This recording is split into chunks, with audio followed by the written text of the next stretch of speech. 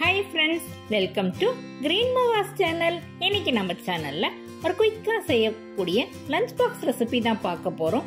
கத்திரிக்காய் வச்சு நான் ஒரு இன்னைக்கு லஞ்ச் பாக்ஸ் ரெசிபி ப்ரிப்பேர் பண்ணியிருக்கேன். ஸோ கத்திரிக்காய் பிடிக்காத குழந்தைங்க கூட இந்த மாதிரி செஞ்சு கொடுத்தீங்கன்னா கண்டிப்பா சாப்பிடுவாங்க. ஸோ வீடியோ ரொம்ப யூஸ்ஃபுல்லாக இருக்கும்னு நினைக்கிறேன். வீடியோ ஸ்கிப் பண்ணாம முழுமையாக பாருங்க. வீடியோக்குள்ள போகிறதுக்கு முன்னாடி நீங்கள் நம்ம சேனலை ஃபர்ஸ்ட் டைம் பார்க்குறீங்கன்னா GreenMaha's சேனலை சப்ஸ்கிரைப் பண்ணி வச்சுக்கோங்க. கூடவே வர பெல் ஐக்கானை கிளிக் பண்ணிக்கோங்க. அப்பதான் நான் போடுற அடுத்தடுத்த வீடியோஸ் உங்களுக்கு நோட்டிஃபிகேஷனாக வந்து சேரும். வாங்க வீடியோக்குள்ள போகலாம். முதல்ல வந்து இந்த வாங்கி பாத் செய்யறதுக்கு நம்ம ஒரு ட்ரை மசாலா பவுடர் ரெடி பண்ணோம். அதுக்காக ஒரு பேன்ல வந்து 1 டேபிள் ஸ்பூன் அளவுக்கு கடலைப்பருப்பு எடுத்திருக்கேன். கூடவே வந்து 2 டேபிள் ஸ்பூன் அளவுக்கு உளுத்தம் பருப்பு, இது ரெண்டுத்தையும் போட்டு நல்லா வறுத்துக்கிறேன். இது கூடவே வந்து 1 டேபிள் ஸ்பூன் அளவுக்கு முழு தனியா சேர்த்துக்கிறேன். இது கொஞ்ச நேரம் ஃப்ரை பண்ணிக்கலாம்.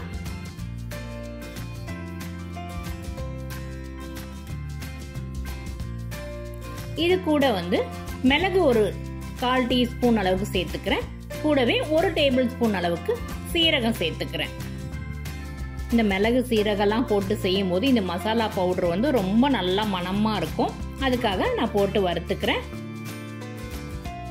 கூடவே வந்து ஒரு சின்ன துண்டு பட்டை சேர்த்துக்கிறேன். 2 ஏலக்காய், 5 போல கிராம்பு சேர்த்துக்கிறேன். இதெல்லாம் சேர்த்து நல்லா ஃப்ரை பண்ணிக்கிறேன். கூடவே காரத்துக்காக வரமிளகாய் 5லிருந்து 6 சேர்த்துக்கிறேன். உங்க காரம் எப்படியோ அதுக்கேற்ற மாதிரி நீங்க கூடவோ குறைக்கவோ செஞ்சுக்கலாம். கலருக்காக காஷ்மீரி சில்லி சேர்த்துக்கிறேன். இது வேணான்றவங்க ஸ்கிப் பண்ணிக்கலாம். இப்போ நல்லா எல்லாத்தையும் போட்டு ஃப்ரை பண்ணி முடிச்சுட்டேன். ஃபைனலாக வந்து ஒரு 3 டேபிள் ஸ்பூன் அளவுக்கு கிரேட்டட் கோகோனட் சேர்த்துக்கிறேன்.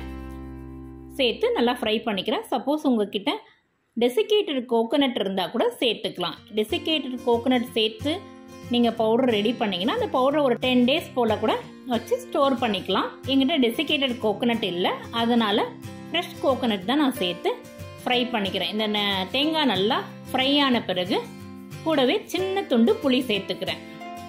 எல்லாத்தையும் சேர்த்து நல்லா ஃப்ரை பண்ணிக்கிறேன்.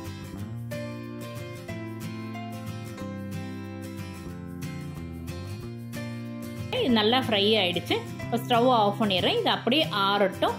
ஆறின பிறகு ஒரு மிக்சர் ஜார்ல மாற்றி நம்ம அரைச்சிக்கலாம். இப்போ பாருங்க, இது நல்லா ஆறிடுச்சு. ஆறின பிறகு ஒரு மிக்சர் ஜார்ல மாற்றிக்கிறேன். இது கூடவே வந்து 1/4 டீஸ்பூன் அளவுக்கு பெருங்காயம் சேர்த்துக்கிறேன். அதே மாதிரி கொஞ்சமா வெல்லம் வந்து துருவி சேர்த்துக்கிறேன். வெல்லம் வேணான்றவங்க ஸ்கிப் பண்ணிக்கலாம். பாருங்க, இந்த மாதிரி ட்ரை பவுடரா நான் அரைச்சு கொண்டு வந்திருக்கேன். இது அப்படியே இருக்கட்டும். இப்போ வந்து ஒரு கடாயில எண்ணெய் விட்டுருக்கேன். நீங்க என்ன எண்ணெய் யூஸ் பண்றீங்களோ அந்த எண்ணெயை சேர்த்துக்கலாம்.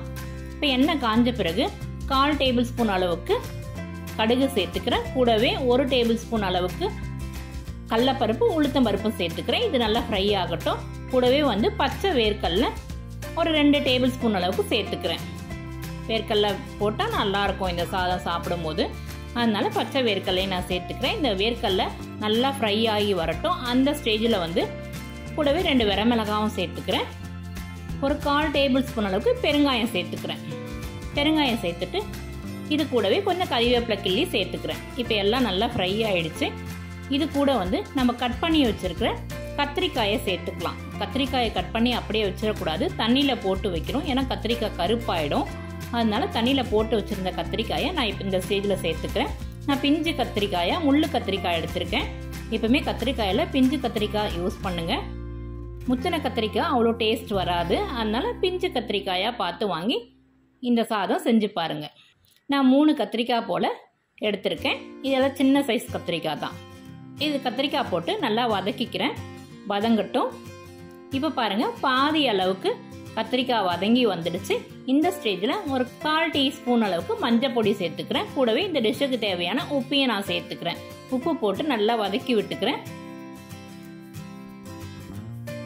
இப்போ பாருங்க, கத்திரிக்காய் ஓரளவு வதங்கிடுச்சு. இந்த ஸ்டேஜில் வந்து வாங்கி பாத் ட்ரை மசாலா பவுடர் அரைச்சி வச்சோம் இல்லைங்களா, அதை வந்து நான் சேர்த்துக்கிறேன். 3 டேபிள் ஸ்பூன் அளவுக்கு நான் சேர்த்துக்கிறேன். நீங்கள் எந்த அளவுக்கு சாதம் கிளற போறீங்களோ அந்த அளவுக்கு நீங்கள் இந்த ட்ரை பவுடரை சேர்த்துக்கலாம்.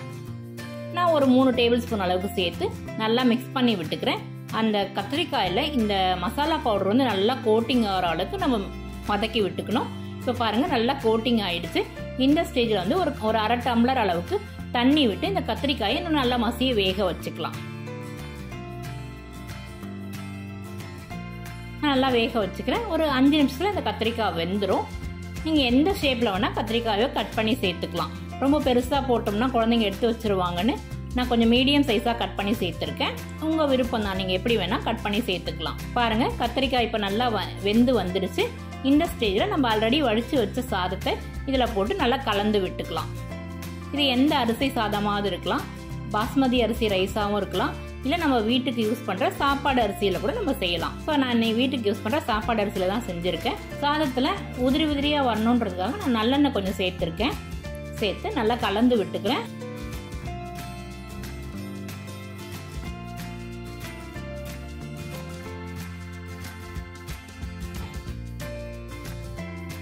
பாருங்க இப்போ சாதம் நல்லா கலந்து விட்டுட்டேன். நம்ம சுவையான வாங்கி பாத் ரெடி ஆயிடுச்சு. இது கூட 1 டேபிள் ஸ்பூன் அளவுக்கு நெய் சேர்த்துக்கலாம்.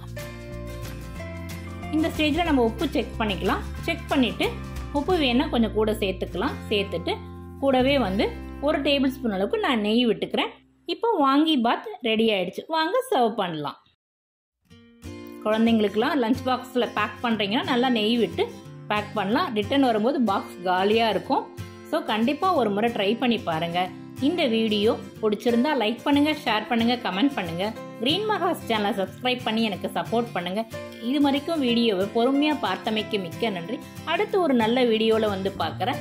தேங்க்ஸ் ஃபார் வாட்சிங்.